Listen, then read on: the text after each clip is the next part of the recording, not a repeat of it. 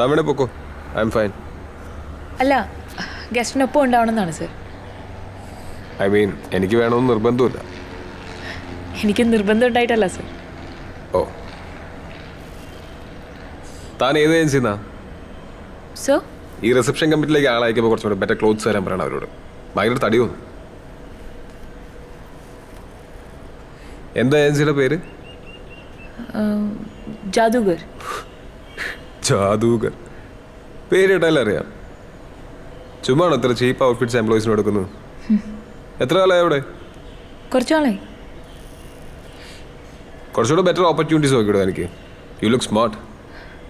ആരെങ്കിലും ജോലി തരണ്ടേ? ആ, ഇതാണ് പ്രശ്നം.